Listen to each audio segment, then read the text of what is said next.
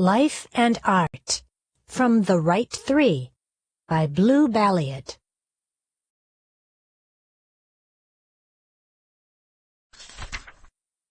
Let's try it. Miss Hussey picked up a jagged chunk and turned toward the blackboard. She wrote Life and Art. The chalk made an ugly double line with each vertical stroke. Well, Miss Hussey had her head on one side.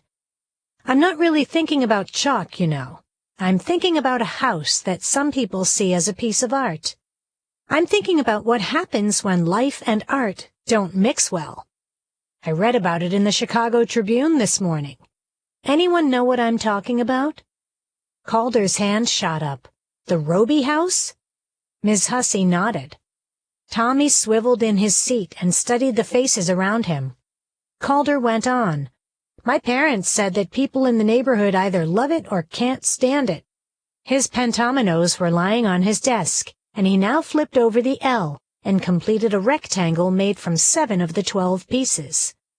As Calder's fingers moved, the words life and art began to shift rapidly in his mind. If those 7 letters were put in another order, life art became a trifle or a filter. Maybe there was a message here.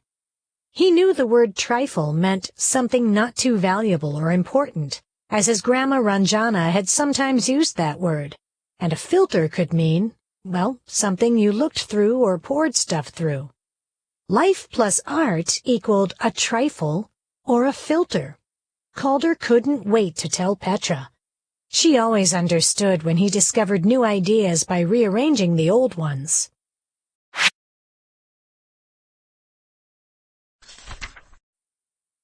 Duh. Ms. Hussey frowned. Who said that? Denise? Tell us what you know about the house. Denise Dodge raised one eyebrow and studied her fingernails. Who built it, for instance? Miss Hussey's tone was crisp. Denise shrugged. Miss Hussey held the now crumpled article in front of her with both hands, and Tommy noticed that the newspaper trembled.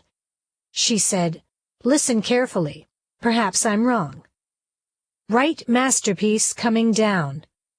In a tragic piece of news for Hyde Park, the University of Chicago, owners of Frank Lloyd Wright's famous Roby House, announced today that the 1910 home will be cut into sections and donated to 4 great museums around the world: the Museum of Modern Art in New York City, the Smithsonian in Washington, D.C., the Deutsches Museum in Munich, Germany, and the Meiji Mura Museum in Nagoya, Japan. The university cited an impossibly large number of structural repairs as the reason. Many consider Wright to be the greatest architect of the 20th century, and his prairie-style jewel, the home built for Frederick C. Roby, to be a house that radically changed the domestic architecture of the United States. The house was owned by 3 families before 1926, when it was bought by the Chicago Theological Seminary. Affiliated with the University of Chicago and located just steps from the Roby House, the seminary used Wright's building for cafeteria and dormitory space, but allowed the structure to fall into serious disrepair. Wanting the land beneath it for new student housing, the seminary announced in 1941 that the house was going to be demolished. It was Frank Lloyd Wright himself who came to the rescue. In an unprecedented move within the architectural community, he put together a committee of world-famous architects and art historians and declared the Roby House to be a source of worldwide architectural inspiration. The seminary was shamed into keeping it. The building limped on, looking worse and worse, until 1957, when the seminary announced that it was dangerous and would need to be torn down. They called a public meeting and showed completed plans for a new building on that site. Wright was then 90 years old, and brandishing his cane, returned to Hyde Park. He had recently completed plans for the Guggenheim Museum in New York City, and he was, by then, a national treasure himself. Describing the Roby House as one of the cornerstones of American architecture, and commenting that only the kitchen needed improvement, he persuaded William Zeckendorf, a developer, to buy the house from the seminary. Zeckendorf used it for office space and made plans to give it to the National Trust for Historic Preservation. In 1963, however, he changed his mind and deeded it to the University of Chicago, which remodeled much of the interior for office use. John Stone, president of the university, said today, "It is only after extensive attempts to raise funds, both nationally and internationally, that we have made this painful decision. We have no alternative. The building, in its current state, is a hazard and needs many millions of dollars of renovation, both inside and out. With great sadness and reluctance, we pass along a right treasure. The university cannot afford to keep it." The news has shocked architecture buffs around the world and has left Hyde Park reeling. The Robie House was the only structure Frank Lloyd Wright ever built, during a career that spanned almost 70 years, that he fought to save, and he saved it not once but twice. Many believe that the house embodies his unique spirit and vision in a timeless form. It has come to occupy an almost mystical place in the history of American architecture. In a letter to the press, the university defends its decision as a bold move to provide many millions of people around the world with access to Wright's extraordinary work. A crew has already begun plans for the job. The actual dismantling of the house will begin on June 21st. As one Hyde Parker said, "This breaks my heart. Hyde Park weeps."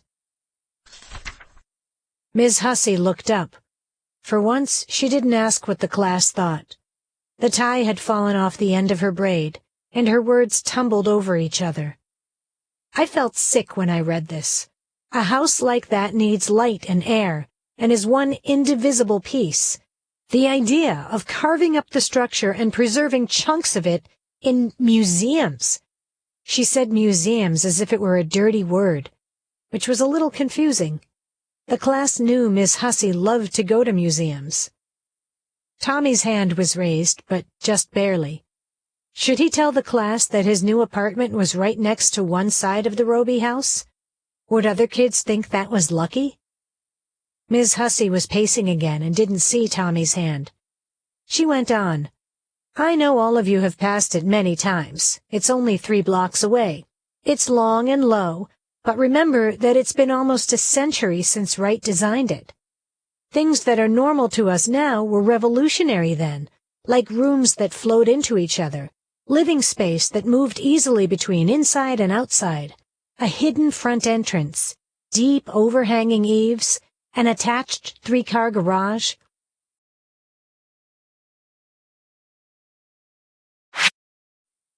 Plus, the detail on the interior was extraordinary. Furniture, lamps, ceiling panels, rugs, and window designs all fit together like pieces of a puzzle.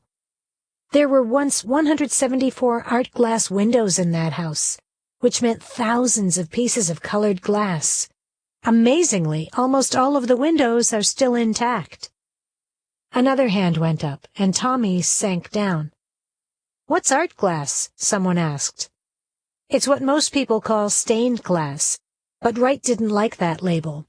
He described his windows as leaded glass, light screens, or art glass. I like the last term. It somehow fits the man. Wright thought in a geometry that you have to see to understand, and even then it's hard to figure out what you are seeing." Tommy thought Ms. Hussey was hard to figure out, too. Did she understand? And was she angry or excited? Their teacher stopped walking and turned toward the class, her mouth in a tight line. "So, art and life." Petra Andely was frowning. "Can't the house just sit there empty until the money comes in?" Ms. Hussey drew a quick breath as if she'd touched something hot. "In an ideal world, yes. In the real world, no. The university probably can't afford to own a piece of property that they aren't able to use. And if part of the house fell on someone walking by, the owner would be held responsible." "Maybe we can visit the place and come up with ideas," Calder suggested. "I wish we could, but they haven't allowed visitors inside for more than a year, and no family has lived there since 1926. This is deeply ironic, of course, since the house was built for children. Miss Hussey paused, twisting the end of her hair around one finger. The class waited, knowing this meant she was thinking about whether to share something. Actually, she confided, I've always wondered about Mr. Wright's focus on play space. At the time he was working on the Roby house, he had just left his wife and 6 children. And yet, here he was, thinking creatively about what would make someone else's kids happy and safe. Maybe it was his way of asking the universe for forgiveness. Tommy picked at a sticker on his desk, careful not to look up. Neither one of his dads had said sorry. When Tommy was a baby, his real dad had died in South America. He'd been arrested at a political demonstration and was never seen again. And Tommy's stepfather had started out with a bunch of promises and then broke every one. Anyway, Miss Hussey said, her voice businesslike again, it seems like a crime to destroy such a home, don't you think? It doesn't look like a home to me, one of the kids piped up. Really? Miss Hussey said, looking pleased. Perhaps we have to figure out if the building is still a home, and whether a home can exist if it's empty. Or, beyond that, whether a home can also be a piece of art. The class was quiet. Someone sighed. Ms. Hussey looked around, then sighed also. Okay, maybe it's too much to start an investigation so late in the year, but it's never too late to think. What could we do? Art home or not, the Roby house has been a part of Hyde Park for as long as you, your parents, or maybe even your grandparents remember. It's just too horrible to think of it being pulled apart. Their teacher sat on the edge of a radiator. She had picked up a round gray stone that lived on her desk, a rock with 2 bands of white that crossed neatly on either side. She called it her lucky stone, and when she picked it up, the children knew that she was worried or upset. She held it now in both hands, her body a silhouette in the sunshine coming from the window behind her.